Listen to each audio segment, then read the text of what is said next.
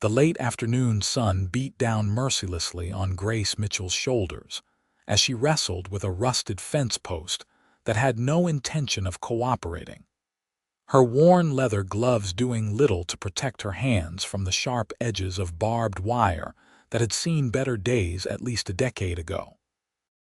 The abandoned ranch she'd purchased with every last dollar of her inheritance stretched out before her in all its wild, overgrown glory. 200 acres of Montana grassland that everyone in Aspen said was cursed, though Grace suspected the only curse was neglect and the bitter winter of 1878 that had driven out the previous owners. She was 22 years old, alone, and determined to prove that a woman could make something of herself without a husband's name to legitimize her ambitions, even if it meant bleeding through her gloves and collapsing into bed each night, too exhausted to dream. The sound of hoofbeats made her look up, shading her eyes against the glare, and she saw a rider approaching at an easy trot across what used to be the eastern pasture. Her heart kicked up despite herself, because visitors were rare and women alone on isolated properties had reason to be cautious. But as the figure drew closer, she could see he sat his horse with the relaxed confidence of someone who had no need to prove anything. The man was tall, lean in the way of people who worked hard for their living, with dark hair that needed cutting and several days of stubble shadowing his jaw. He wore the dusty trail clothes of a cowboy, nothing fancy, just practical denim and leather that had seen real use. "Afternoon," he called out when he was close enough, pulling his horse to a stop a respectful distance away. His eyes were a startling blue in his sun-bronzed face, taking in the scene before him with quick assessment. "Looks like you are having some trouble there." Grace straightened, wiping sweat from her forehead with the back of her arm. "Nothing I cannot handle." "Did not say you could not handle it," he replied mildly, swinging down from his saddle with fluid grace. "Just observed that it looks troublesome. Name is Preston Gale. I work the Double R Ranch about 5 miles northeast of here. Was checking fence line and saw someone had finally taken up residence on the old Morrison place." "Grace Mitchell," she said after a moment's hesitation, "and it is not the Morrison place anymore. It is mine." Something that might have been respect flickered in his eyes. "Fair enough. Miss Mitchell, that post you are working on is rotted clear through at the base. You could fight with it until Christmas and it would not hold any livestock. You need to dig it out and set a new one." Grace looked down at the post in question and felt frustration burn hot in her chest because she'd already wasted 2 hours on this particular stretch of fence, and she had 3 dozen more posts to address before she could even think about purchasing cattle.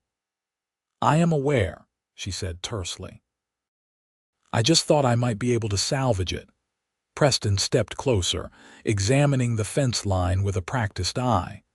"You planning to run cattle or horses?" "Cattle, eventually, when I can afford to purchase breeding stock." "This whole fence needs replacing," he said, and she heard no condescension in his voice, just statement of fact. "The wire is compromised in a dozen places I can see from here, and I would wager half these posts are in similar condition. That is 6 months of work for one person, maybe more." "Then I will work for 6 months," Grace said flatly, "or however long it takes." He turned to look at her fully then, really look at her, and she met his gaze steadily despite her exhaustion and the humiliating awareness that she probably looked half wild, her blonde hair escaping from its braid in sweaty tangles and her shirt stained with rust and dirt. Whatever Preston Gale saw seemed to satisfy something in him because he gave a small nod. "I have got some free time in the evenings," he said. "Been working for the Double R for 3 years, saving money for my own place. Fence mending is second nature to me by now. I could help you get this sorted faster if you are amenable to the assistance. pride warred with pragmatism in Grace's chest. "I cannot afford to pay you. Did not ask for payment. Then why would you help me?" Preston was quiet for a moment, looking out across the property with an expression she could not quite read. "Because I know what it is like to want something so badly you can taste it. Because I remember being alone and starting from nothing. Because it is the right thing to do." He glanced back at her. "And maybe because I admire someone stubborn enough to take on a project like this solo, even if it is foolhardy." "Foolhardy," Grace repeated, torn between offense and amusement. "In the best possible way," Preston said, and there was warmth in his voice that made something flutter unexpectedly in her stomach. "So what do you say? Can I lend a hand?"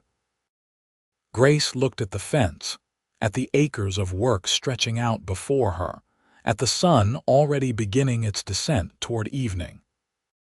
She thought about pride and practicality, about the fact that she'd been alone since her father died 6 months ago, and her stepmother had made it clear Grace was no longer welcome in the only home she'd known. She thought about how she'd traveled from Illinois to Montana with nothing but determination and her father's modest savings, purchased this abandoned property site unseen, and arrived to find it in worse condition than even the pessimistic land agent had described. "All right," she said finally. "But this is not charity.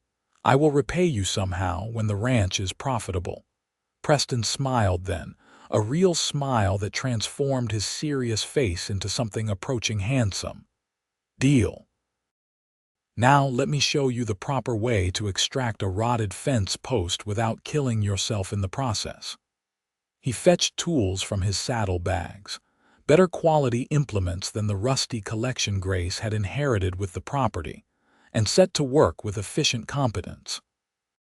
She watched how he dug around the post, loosening the packed earth methodically, before using leverage rather than brute force to work it free.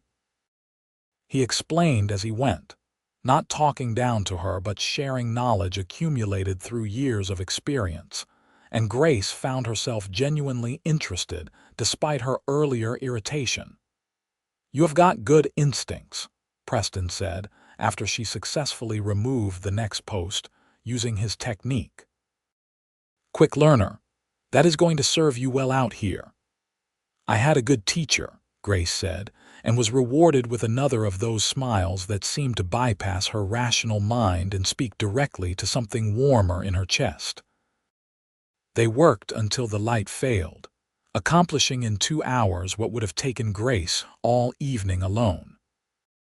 Preston showed her how to judge which posts could be salvaged and which needed replacement, how to properly tension barbed wire so it would hold without snapping, and the correct depth to set new posts so they would survive Montana's harsh freeze-thaw cycles. By the time full darkness fell, Grace's muscles ached in new ways, but she felt energized rather than defeated, buoyed by tangible progress and the unexpected pleasure of competent companionship. "I should head back," Preston said as they gathered the tools. "But I will return tomorrow evening if that suits you." "You do not have to," Grace said, though she hoped he would. "I know, I want to." He mounted his horse with the same easy grace he did everything. "You have got water for that garden plot by the house. Noticed it is looking pretty parched." "There is a well, but the pump mechanism is broken. I have been hauling water from the creek." Preston frowned. "That is a quarter-mile away. You will exhaust yourself before the summer is out. I will bring parts tomorrow and we can fix that pump before we work on the fence." "You do not have to do that either." "Miss Mitchell," Preston said, and there was something gentle in the way he said her name. "I know I do not have to. That is what makes it called helping. See you tomorrow." He rode off into the darkness, leaving Grace standing in front of the half-collapsed barn. She'd been sleeping in because the main house needed too much work to be immediately habitable. She watched until she could no longer see him. then turned to look at her property with new eyes, seeing not just overwhelming work but genuine possibility. The next evening Preston returned as promised, riding up just as Grace finished the meager dinner she'd prepared on the wood stove. She'd managed to coax back into working order. He brought not just pump parts, but also a basket his boss's wife had sent, packed with fresh bread, cheese, and early strawberries that made Grace's eyes sting with unexpected emotion at such casual kindness from strangers.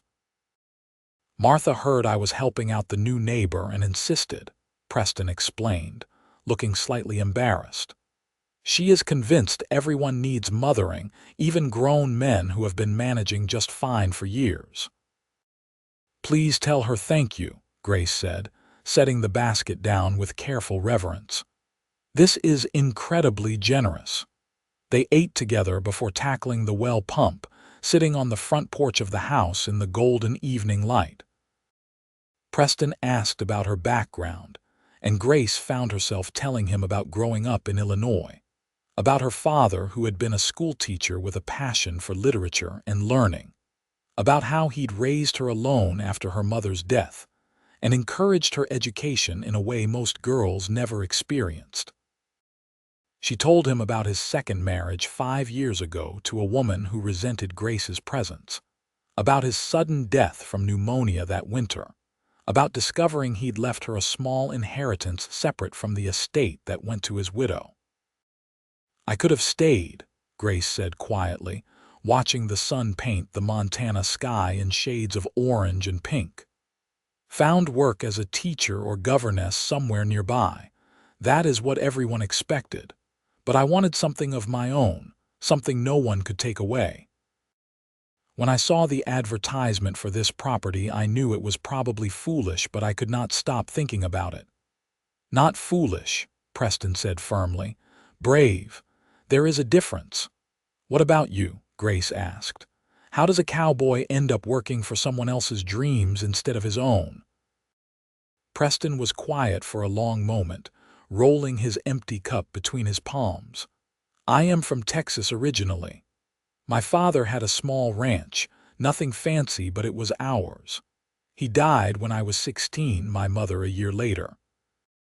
I had 2 younger sisters to provide for, so I sold the land, made sure they got settled with our aunt in San Antonio, and headed north to find work. Been cowboying ever since, moving from ranch to ranch, saving every dollar I could spare." "Your sisters?" "Both married now, with families of their own. Good men, stable lives. That was the point of everything, making sure they had chances I did not." He looked up at her, something vulnerable in his expression. "I am 28 years old, and I am finally in a position to start building something for myself. The double R is good work, and Mr. Randolph has been fair, but I do not want to work for someone else forever. I want land of my own, cattle with my brand, a place that means something." "I understand that," Grace said softly. And she did, completely. They worked on the pump as darkness gathered, Preston patient and methodical in diagnosing the problem, and showing Grace how the mechanism functioned so she could maintain it herself. When cool, clear water finally flowed freely from the spout, Grace actually laughed with delight, a sound that felt rusty from disuse, and Preston grinned at her with such open pleasure in her joy that she felt her breath catch. "That is a good sound," he said. "You should laugh more often." "Perhaps I will have more reasons to now," Grace replied, and the air between them felt suddenly charged with possibility that had nothing to do with wells or fence posts. Over the following weeks, a pattern established itself. Preston would arrive each evening as the day's heat began to fade, and they would work until darkness made it impossible to continue. The fence line slowly took shape, section by section, and Grace learned not just techniques, but the philosophy behind sustainable ranching from someone who genuinely loved the work. Preston talked about land management and grass rotation, about reading weather signs and understanding cattle behavior, about the delicate balance required to make a living from unforgiving land without destroying it in the process. They talked about everything else too, conversations ranging from profound to silly, as their initial wariness gave way to genuine friendship. Preston had read more than most cowboys, his years of lonely evenings filled with borrowed books and newspapers, and he was delighted to discover Grace's extensive education.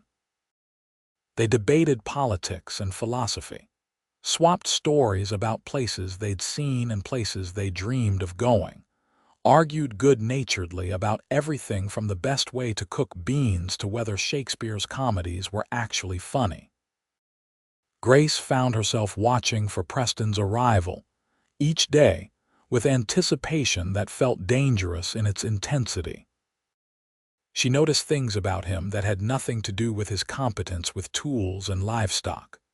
The way he was gentle with his horse, always seeing to the animal's needs before his own. How he never talked down to her, even when explaining things she genuinely did not know. The sound of his laugh, warm and real. The way his eyes crinkled at the corners when he smiled. She noticed his hands, calloused and strong but careful, and found herself wondering what they would feel like against her skin. It was foolish, she told herself sternly. Preston was helping because he was a good person, not because he felt anything beyond neighborly concern. She had a ranch to build and a future to secure. She could not afford the distraction of feelings that probably were not reciprocated. But her heart, it seemed, had no interest in pragmatic reasoning. One evening in late July, nearly a month after their first meeting, they finished the last section of the eastern fence line. It was a genuine milestone, representing not just physical accomplishment but proof that Grace's dream was actually viable. They stood looking at the straight, solid fence stretching across the landscape, and Grace felt pride swell so large in her chest she thought she might burst with it. "This is real," she said softly. "It is actually real." "You did this," Preston said, standing close enough that she could feel the heat radiating from his body in the cooling evening air. "I just helped. The vision, the determination, the guts to take the risk, that was all you." Grace turned to look at him and found him already watching her with an expression that made her pulse quicken. "I could not have done it without you. You know that." "Maybe not as quickly," he allowed, "but you would have figured it out eventually. You are the most stubborn person I have ever met." He said it with such affection that it felt like a compliment. "Preston," Grace started, then hesitated, unsure how to voice the feelings that had been building for weeks. "Why have you really been coming here every evening? The truth." His blue eyes searched her face. "You want the truth?" "Yes." "Because I think about you all day while I am working. Because I have never met anyone like you, so fierce and determined and smart.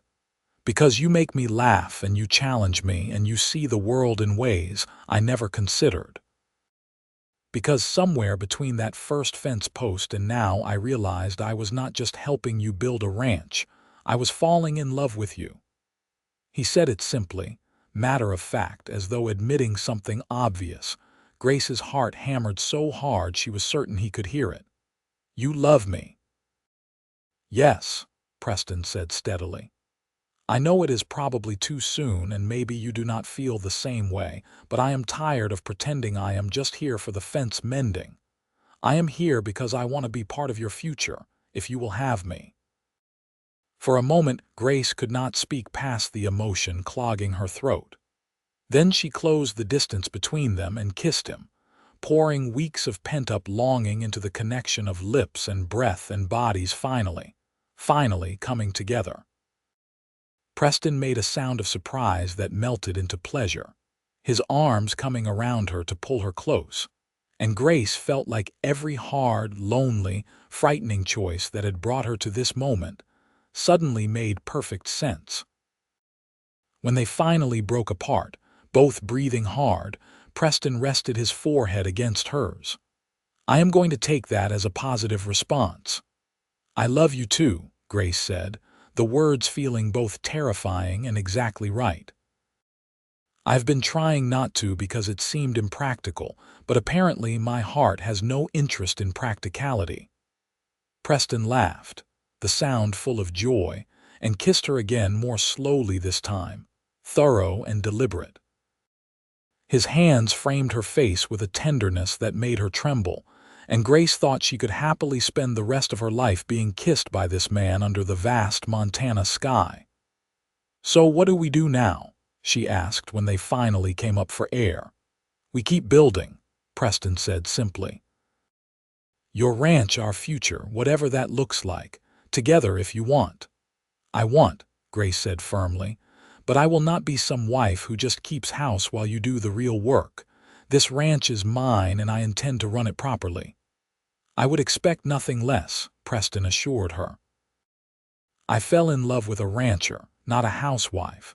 Though I will admit I am a decent cook, so maybe we can share domestic duties along with everything else." Grace smiled against his shoulder where she had tucked herself. "You really have thought about this? For weeks now." "Probably should have said something sooner, but I wanted to be sure you saw me as more than just free labor." "Preston Gale, I have been mentally kissing you for at least 2 weeks. You are definitely more than free labor." "Only 2 weeks," he teased. "I have been mentally kissing you since the second day, when you told me I was digging the post hole wrong, and then proceeded to demonstrate the right way despite having learned it from me literally the day before." "I was not wrong, though," Grace protested. "No, you were not, which made it even more attractive." Preston kissed the top of her head. "We should probably discuss practical matters, like the fact that I am still living in a bunkhouse and you are still sleeping in a barn, and neither of those situations is ideal for courting." "The house is almost habitable," Grace said. "Another week or 2 of work on the roof and windows and I can move in properly. As for courting, I suppose we should do things properly, even though I have already thoroughly compromised myself by kissing you unchaperoned." "Thoroughly scandalous," Preston agreed solemnly. "Though given you are living alone on an isolated ranch and I have been spending evenings here for a month, I suspect anyone inclined to gossip has already drawn their own conclusions." Grace sighed. "The women in town have been coolly polite at best. I think they consider me either recklessly independent or morally questionable." "Then they are idiots who do not recognize courage when they see it," Preston said flatly. "But you are right that we should be thoughtful about your reputation." "What if I speak to Mr. Randolph about bringing my work hours earlier so I can be here during daylight more? We can focus on getting the house finished and making sure you are properly settled before winter." "You would do that?" "Grace, I would do just about anything for you at this point. Adjusting my work schedule is not exactly a hardship." They made plans as the stars emerged overhead, practical discussions about construction priorities and resource allocation, mixed with softer conversations about what they wanted their shared future to look like. Preston would talk to his employer the next day, and they would focus on making the ranch house livable. Once Grace was properly settled, they could plan a wedding, simple but legitimate, and begin building their life together in earnest. "I never expected this," Grace admitted as they finally, reluctantly, prepared to part for the evening. "When I came here I was braced to be alone, to prove I could manage without anyone. Falling in love was not part of the plan." "The best things usually are not planned," Preston said, stealing one more kiss. "They just happen when you are busy making other plans." True to his word, Preston spoke with Mr. Randolph the next day. The rancher, a gruff but fundamentally decent man in his 50s, was understanding about the situation. He agreed to let Preston adjust his schedule, working dawn to mid-afternoon instead of the full day, with a corresponding adjustment to his pay that Preston accepted without complaint. Martha Randolph, who had been quietly supportive of Grace through occasional baskets of supplies, was outright delighted at the romantic development. "I knew it," she crowed when Preston sheepishly admitted his intentions. "The moment you came back from that first evening with that look on your face, I told Herbert you had met someone special. I am so pleased it is working out." With Preston able to work longer hours at the ranch, progress accelerated dramatically. They focused on the house first, replacing rotted boards and broken windows, patching the roof and reinforcing the foundation. Preston proved as skilled at carpentry as he was at fence mending, and he patiently taught Grace each skill so she understood not just what needed doing but why and how. The house slowly transformed from abandoned wreck to genuine home. Grace carefully cleaned and repaired what furniture had been left behind, supplementing it with a few key purchases from town made possible by her dwindling savings. Preston contributed a beautiful oak table he built himself in the Double R workshop, presenting it with shy pride that made Grace's heart melt. They worked on the barn too, making it secure enough to house the livestock Grace planned to purchase. Preston helped her negotiate for 3 pregnant heifers from a rancher looking to reduce his stock, a bargain price for quality animals that would form the foundation of her herd. Grace named them Henrietta, Beatrice, and Constance, ignoring Preston's amused observation that cattle did not need literary names. "They are thinking creatures deserving of proper names," Grace insisted. "I will not have number tags on my animals like they are inventory." "Far be it from me to argue with a woman who reads poetry to cattle," Preston said. But he said it with such love that Grace just kissed him instead of defending herself further. By late August, the house was finished enough for Grace to move in properly, and they celebrated with dinner at the kitchen table Preston had built, eating Martha's contributed roast chicken by lamplight and talking about everything and nothing. It felt domestic in the best way, comfortable and right, like a preview of the future they were building together. "I should go," Preston said reluctantly as the hour grew late, "even though leaving you is the hardest thing I do every day." "Then maybe we should not wait much longer," Grace said quietly. "To get married, I mean. I know conventional wisdom says we should have a longer engagement, but I am tired of being conventional and I want to start our life together properly." Preston looked at her seriously. "Are you sure?" "I do not want you to feel rushed. I am sure. I have never been more certain of anything." Grace reached across the table to take his hand. "I love you and I want to marry you, and I see no point in waiting when we both know what we want." "Then let us do it," Preston said decisively. "I will arrange things in town. 2 weeks enough time for you to prepare. More than enough." They were married on a sunny Saturday in early September at the small church in Aspen, with Martha and Herbert Randolph standing as witnesses.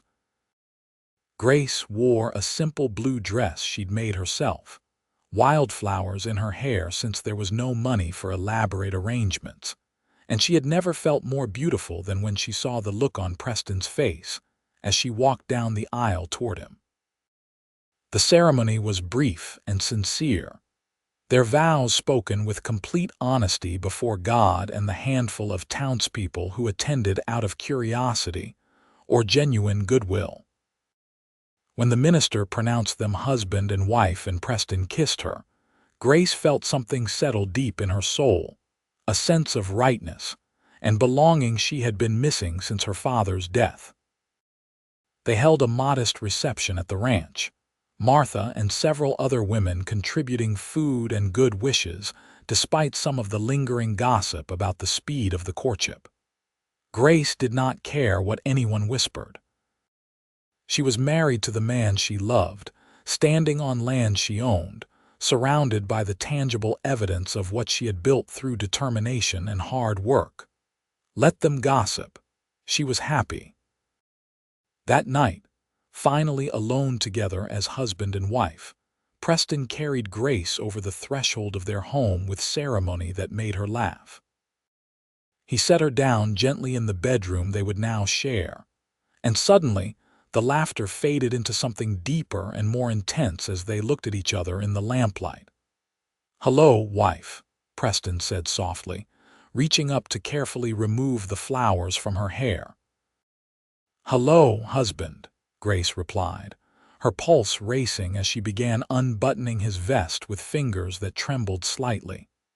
They undressed each other slowly, learning the landscape of bodies previously kept decorously separate.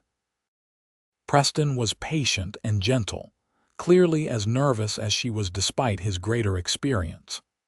Grace had expected awkwardness, but found instead a natural progression of touches and kisses that felt like an extension of everything they had been building together for months. When they finally came together completely, it hurt briefly, but then transformed into something profound, a physical manifestation of the emotional connection they had been forging since that first evening on the fence line. Afterward they lay tangled together, Preston's fingers tracing lazy patterns on her shoulder while Grace listened to his heartbeat slow and steady beneath her ear. "I love you," she said into the comfortable silence. "I love you too," Preston replied, pressing a kiss to her hair. "Thank you for letting me be part of your dream." "It is our dream now," Grace corrected. "Everything we build from here, we build together." The following months were hard work, but joyfully so, the labor made lighter by sharing it with someone who understood both the difficulty and the purpose. They worked from dawn until dusk most days, preparing the ranch for winter and establishing the routines that would carry them through the harsh Montana cold. The 3 heifers gave birth in October to healthy calves, increasing their herd to 6 animals, a modest beginning but theirs completely. Preston officially moved his savings from the bank account he had maintained separately and combined it with Grace's remaining funds, creating a shared financial foundation for their future. Together they had enough to purchase additional breeding stock in the spring and begin seriously building their cattle operation. Winter came hard and early that year, snow falling in earnest by mid-November, and temperatures plummeting well below zero for days at a time. But the house Preston had helped reinforce held strong against the wind. The stove he had repaired kept them warm, and the livestock sheltered safely in the barn they had rebuilt together. Grace and Preston settled into a domestic rhythm that felt both mundane and magical. The simple acts of cooking and cleaning and tending animals, transformed by the fact of doing them together. They read aloud by the fire in the evenings, taking turns with books Preston borrowed from town or that Grace had carefully transported from Illinois. They talked for hours about everything and nothing, learning each other's histories and habits with the thoroughness of people planning to spend their lives together. They made love frequently and enthusiastically, discovering what pleased each other, reveling in the physical expression of their emotional bond. "I never imagined I could be this happy," Grace said one evening in January, curled against Preston's side on the bed they shared. Outside the wind howled and snow fell steadily, but inside they were warm and safe and together. "Neither did I," Preston admitted. "For years I worked toward this vague idea of having my own place, but I never really pictured what that would look like day to day." "This is better than anything I imagined. You are better than anything I imagined." "Flatterer," Grace accused without heat. "Truth-teller," Preston corrected, kissing her forehead. "I am the luckiest man in Montana, and I know it." Spring came eventually, as it always did, the snow melting to reveal dormant grass ready to green up with warmer temperatures. Grace and Preston emerged from their winter cocoon energized and ready to expand their operation. They purchased 10 more heifers and a young bull, carefully selected breeding stock that would improve their genetic line, and Grace felt fierce satisfaction watching her herd grow. The work was endless but satisfying. Mending fence that had been damaged by snow and ice, rotating cattle to fresh pasture, treating minor injuries and illnesses, keeping meticulous records of breeding and births. Preston proved invaluable not just for his skills but for his judgment, his years of experience allowing him to anticipate problems before they became catastrophic. In May, Grace realized her monthly courses were late. She said nothing for a week, not wanting to get Preston's hopes up if she was wrong. But when another week passed and she began experiencing morning nausea, she could no longer ignore the possibility. She told him one evening over dinner, the words feeling huge and frightening and wonderful all at once. "I think I might be pregnant." Preston went very still, his fork halfway to his mouth. "You think? My courses are late and I have been feeling unwell in the mornings. I cannot be certain yet, but all the signs point to it." He set down his fork carefully and came around the table to kneel beside her chair, taking her hands in his. "How do you feel about that? I know we have not specifically discussed children yet." Grace laughed shakily.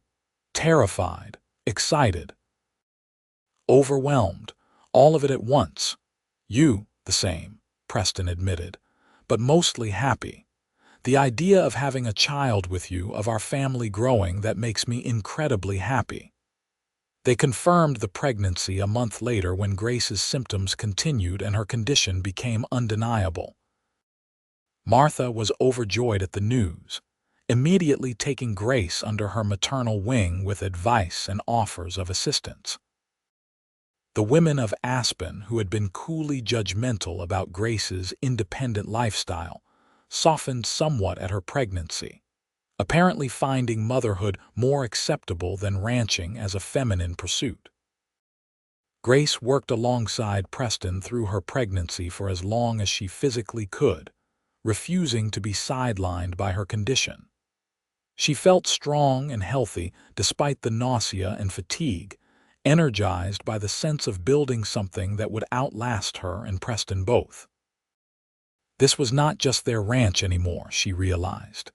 It was a legacy for the child growing inside her and whatever other children might follow. In late December, during a snowstorm that rivaled the worst of the previous winter, Grace went into labor. Preston rode through the blizzard to fetch the doctor from town and returned soaking wet and half frozen to find Grace being attended by Martha, who had insisted on staying at the ranch the last 2 weeks in preparation for this very event. The labor was long and difficult, lasting through the night and into the following afternoon. Preston stayed by Grace's side throughout, holding her hand and murmuring encouragement, looking as though he might shatter from worry and helplessness.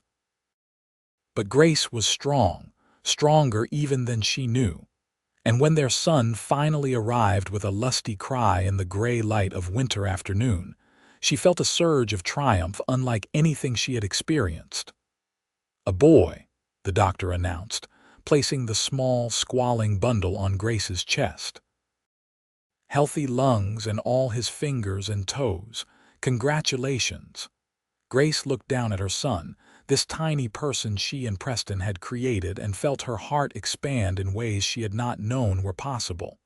"Hello," she whispered. "Hello, little one."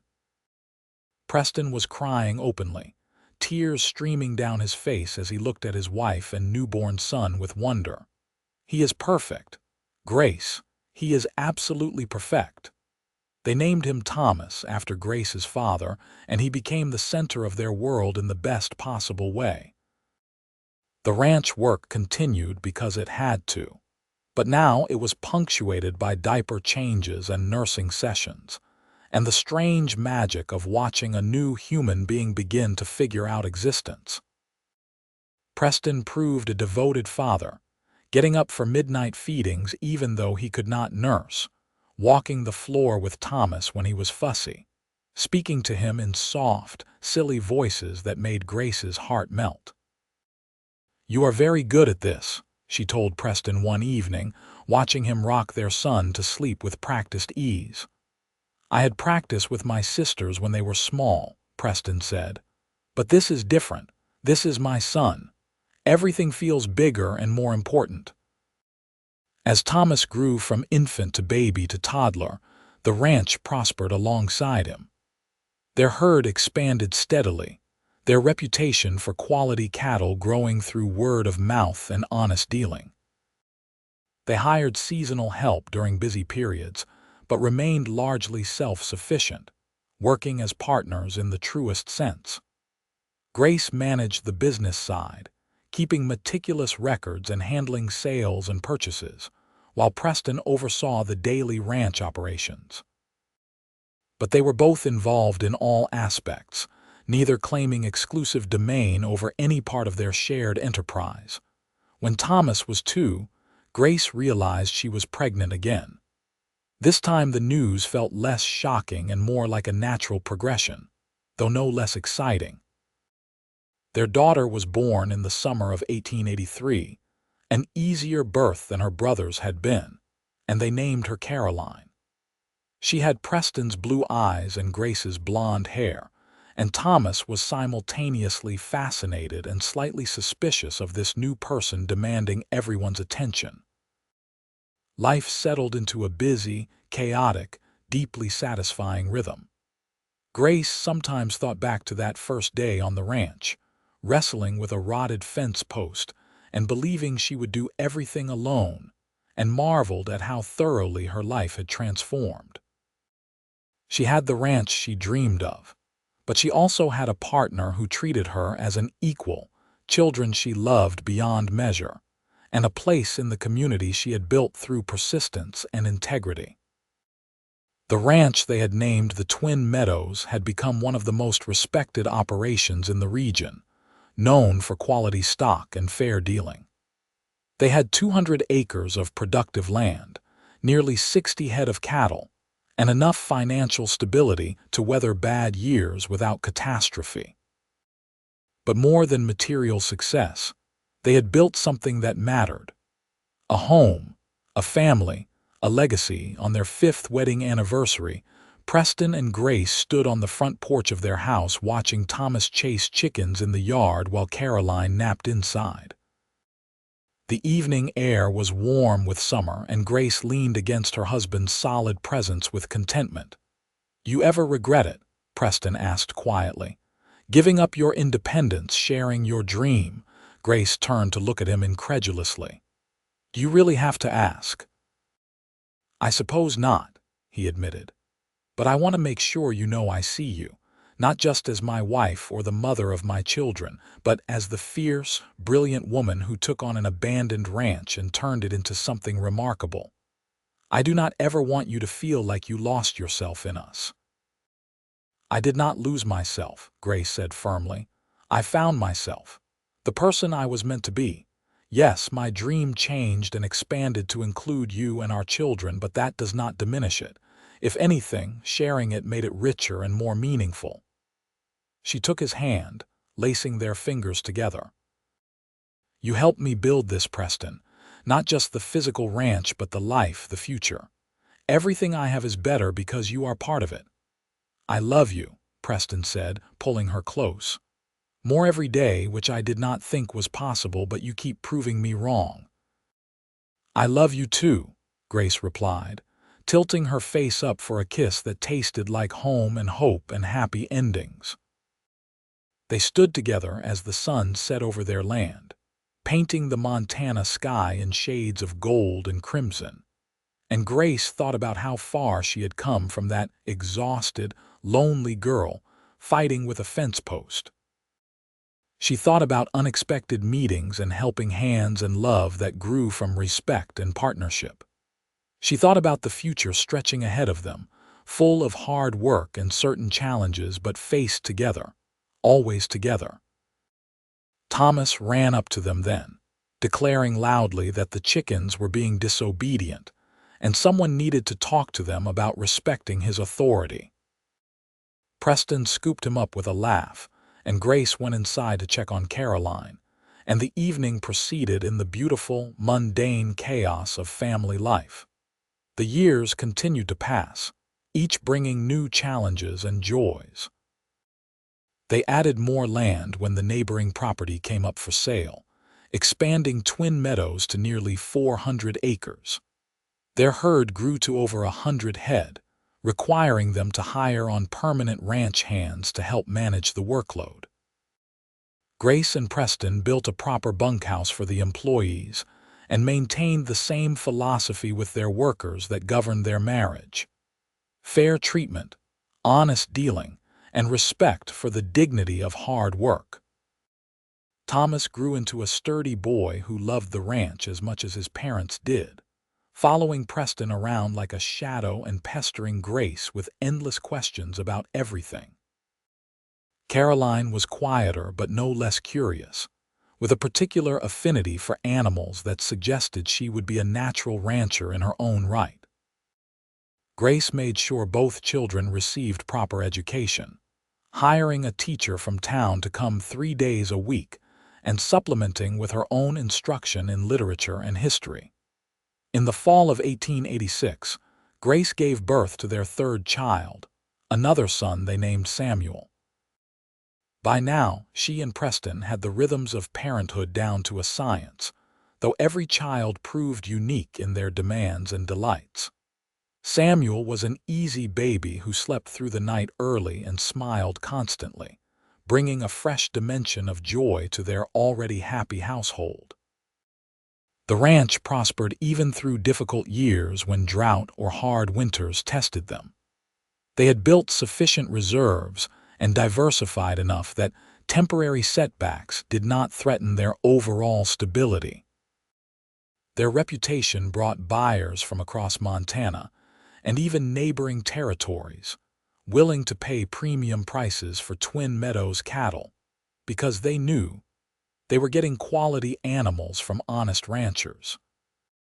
Grace sometimes served on community committees in town, her voice carrying weight in discussions about schools and infrastructure, despite the initial skepticism that had greeted her independent arrival years ago. She was proof that women could succeed at more than domestic pursuits, and her example quietly inspired other women to pursue their own ambitions, whether in business or education or property ownership. Preston was respected as one of the most knowledgeable cattlemen in the region. His opinion sought on everything from breeding practices to market timing. But he never forgot his own days of starting from nothing, and he was generous with advice and assistance to younger cowboys trying to establish themselves. Several of their ranch hands had gone on to start their own small operations after learning from Preston and saving money working at Twin Meadows. On a crisp October evening in 1889, Grace and Preston sat on their porch as they had countless times before, watching the sunset paint their land in autumn colors. The children were inside doing homework under the supervision of their teacher. The ranch was quiet in that particular way of evening when the day's work is done, but night has not yet fully claimed the land. "We have been married almost 9 years, Grace said thoughtfully. "Sometimes it feels like yesterday, and sometimes it feels like forever." "The best kind of forever," Preston said, his arm around her shoulders in a gesture so familiar it was like breathing. "The kind where every day is better than the last." "You remember that first day?" Grace asked. "When you rode up and I was so suspicious of why you would want to help me." "I remember thinking you were the stubbornest person I had ever met and being completely captivated by it," Preston said with a laugh. "I remember knowing immediately that you were going to be important to me, even if I did not understand how or why yet." "I fought against loving you," Grace admitted. "I was so determined to do everything alone to prove I did not need anyone. Thank goodness you were too persistent to give up on me." "I recognized something in you," Preston said seriously. "The same hunger I had always felt, the the same determination to build something that mattered. I knew we would be better together than apart, even before I admitted I was falling in love. Grace turned to face him fully, taking both his hands in hers. You gave me everything I did not know I needed. The ranch would mean nothing without you and our children. You helped me build not just a future worth protecting, but a life worth living. I cannot imagine any of this without you. You would have succeeded regardless, Preston said firmly. You had the courage and intelligence and sheer stubborn will to make anything happen. I just got lucky enough to be along for the ride. We got lucky, Grace corrected. Both of us. The day you rode onto my property was the day both our real lives began. They sat together as darkness fell and stars emerged, talking quietly about their children's futures and their plans for the ranch and all the small details that made up a shared life. Inside, laughter erupted as Thomas said something to make his siblings giggle, and Grace smiled at the sound. This, she thought, was what she had been searching for without knowing it when she left Illinois and traveled west toward an uncertain future. Not just land or independence or material success, though those things mattered, but this sense of belonging, of partnership, of building something with someone who saw you completely and loved you anyway. The ranch was theirs, but more importantly, they were each other's, bound by choice and love and the thousands of small moments that had accumulated into a life. Years continued to accumulate like layers of sediment, each adding depth and richness to their shared story. Twin Meadows became one of the premier cattle operations in Montana, their brand recognized and respected throughout the territory and beyond. Grace and Preston trained their children in every aspect of ranching, determined that they would have both education and practical skills to make their own choices about the future. Thomas proved a natural cattleman with his father's instincts and his mother's head for business.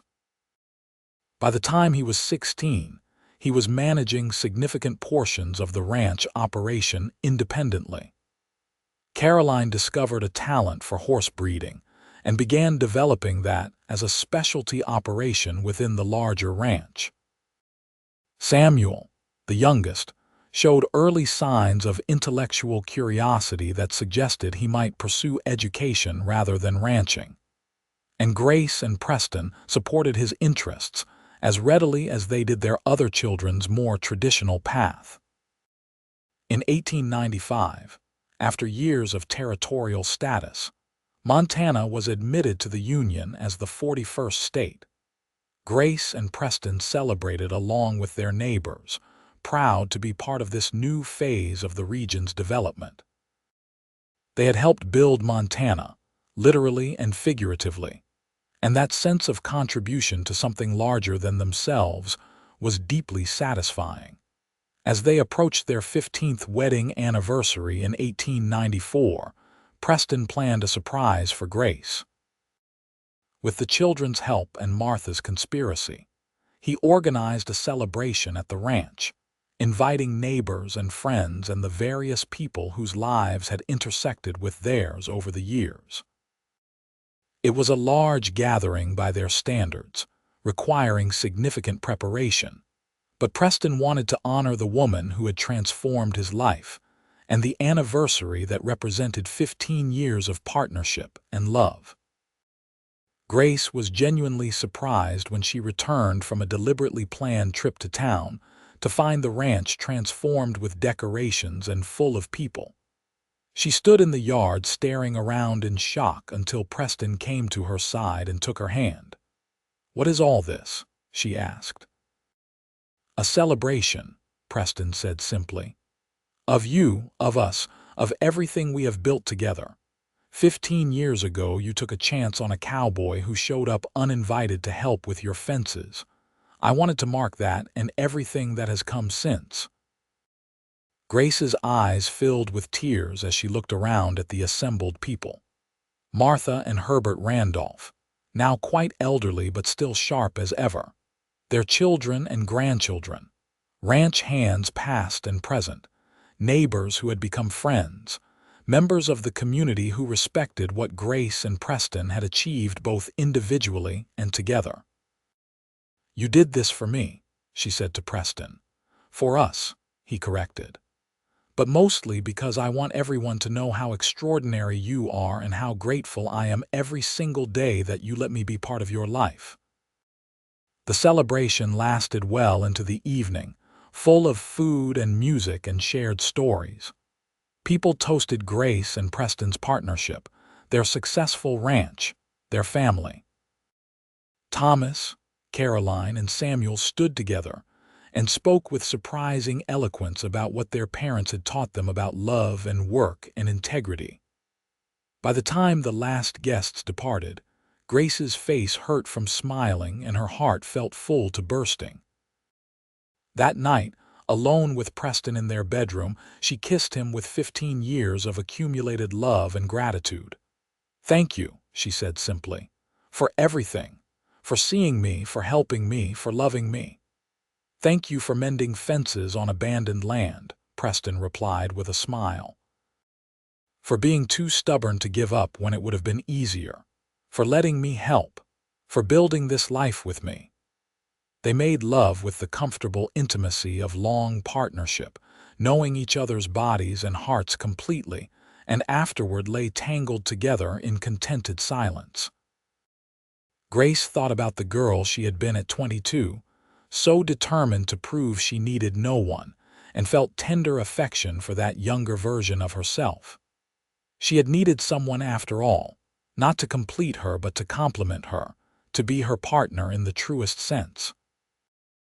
More years passed, each bringing changes but maintaining the essential core of what Grace and Preston had built together. Their children grew into capable adults who made choices that reflected the values they had been taught. Thomas took increasing responsibility for the ranch, working alongside his parents and preparing to eventually take over operations. Caroline married a neighboring rancher and combined their horse breeding program with his cattle operation in a partnership that pleased Grace with its echoes of her own relationship. Samuel attended university in the East, studying law, but returned every summer to help on the ranch and maintained close ties to his family. Grace and Preston aged together, their faces lined by sun and wind and years of laughter. Preston's dark hair went gray at the temples, and Grace found silver threading through her blonde braids. But they wore their years with pride as badges of lives well lived. They worked less physically as time passed, trusting younger hands with the hardest labor, but remained actively involved in the ranch's management and direction. On their 25th wedding anniversary in 1904, they took a trip together, their first real journey away from the ranch since their early years. They traveled to San Antonio so Preston could visit his sisters, whom he had not seen in person in over a decade, though they maintained regular correspondence. Grace met the women who had shaped her husband's early choices and saw the love and respect that flowed between the siblings. Preston's sisters were delighted with him, proud of what he had accomplished and grateful for the sacrifices he had made to ensure their security years ago. They also traveled to Illinois, so Preston could see where Grace had grown up and visit her father's grave. It was bittersweet for Grace, returning to a place that held both happy memories of her childhood and difficult ones of her father's death and stepmother's rejection. But having Preston beside her transformed the experience, allowing her to honor the past while feeling secure in the present. "Your father would be proud of you," Preston said as they stood by the grave marker, "of everything you have accomplished and the person you have become." "I hope so," Grace said quietly. "Everything good in me came from him, from how he raised me to think and question and believe I could do anything." "Then I owe him a debt of gratitude," Preston said, "because his daughter changed my life in every possible way for the better." They returned to Montana renewed, ready to continue the life they had built and excited to see what the future held. The ranch continued to prosper under their steady leadership and Thomas's energetic management. Caroline's breeding program produced horses sought after throughout the region. Samuel passed the bar exam and established a law practice in Helena, but maintained his connection to Twin Meadows and frequently handled legal matters for ranchers and farmers who could not otherwise afford competent representation. Grace became a grandmother in 1906 when Caroline gave birth to a daughter named Grace Elizabeth in honor of her grandmother. Holding that tiny person who bore her name, Grace felt the circle of life complete itself in the most beautiful way. This was legacy, she realized. Not just land or cattle or material wealth, but family and love and values passed down through generations. Preston was equally besotted with his granddaughter, and Grace loved watching him with the baby, seeing echoes of how he had been with their own children years ago. They had built something that would outlast them, something that mattered, and that knowledge brought deep satisfaction. In 1908, Thomas married a local woman named Elizabeth, who proved as capable and hardworking as her husband. Grace welcomed her new daughter-in-law warmly, sharing knowledge and responsibilities, delighted to have another woman to partner with in managing the complex household and ranch operations.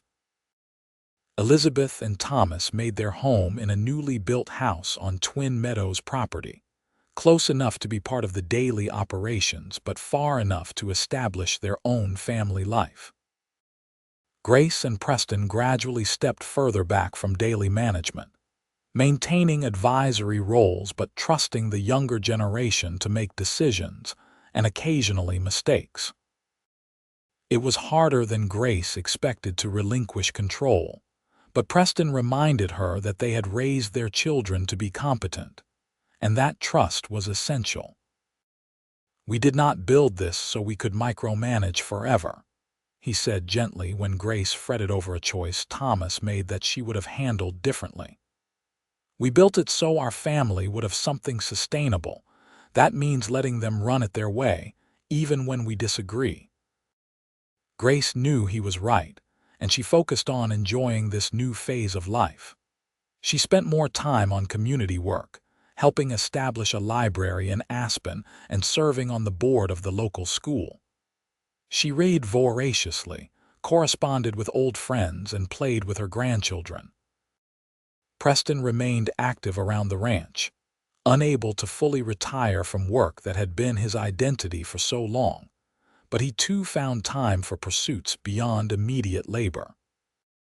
They took long rides together across their property, sometimes just the two of them, revisiting favorite spots and marveling at how the land had changed under their stewardship.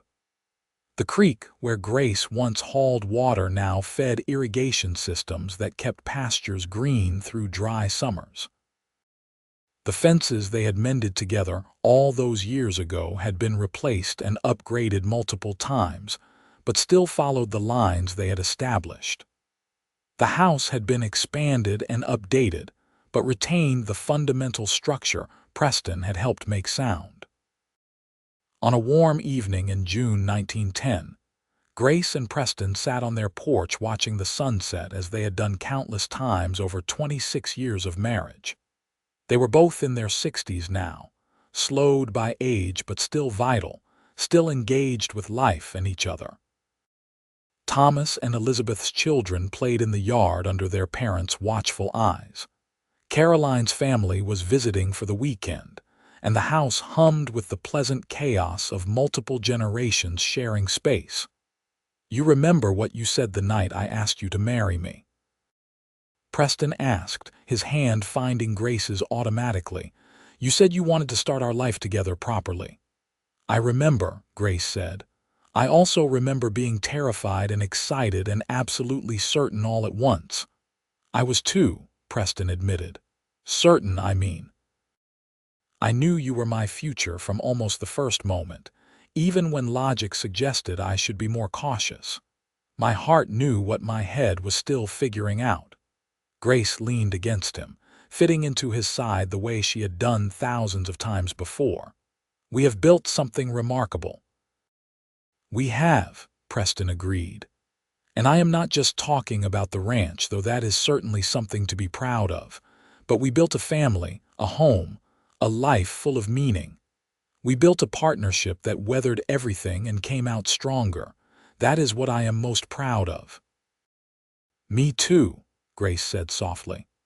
"The ranch was my dream when I started, but you became my dream once I found you. Everything else was just details." They sat in comfortable silence as darkness gathered and stars emerged overhead. Inside, they could hear their grandchildren laughing, their children's voices in conversation, the sounds of family continuing. The ranch stretched around them, solid and productive, a testament to what determination and partnership could create.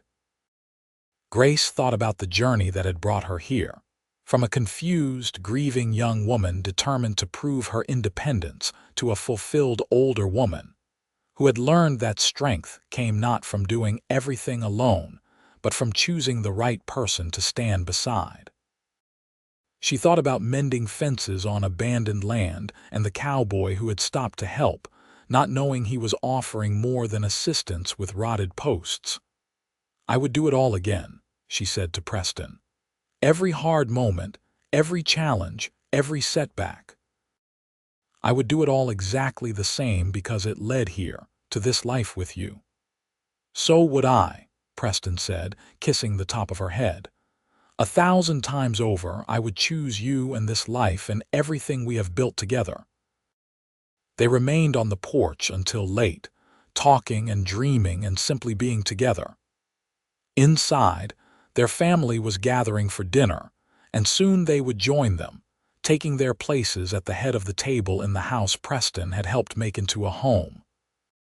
But for this moment, it was just the two of them, the cowboy and the woman mending fences, together in the life they had built through love and partnership and unwavering commitment to each other, and their shared dream.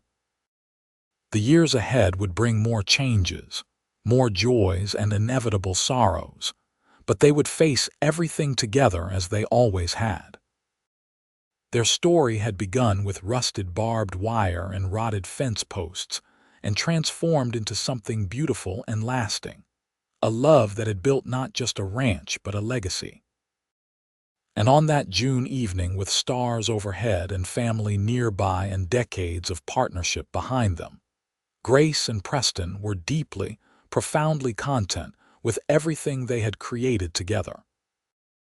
Years later, when they were both quite old and their great-grandchildren played in the same yard where they had courted all those decades ago, people would ask about the secret to their long, successful marriage.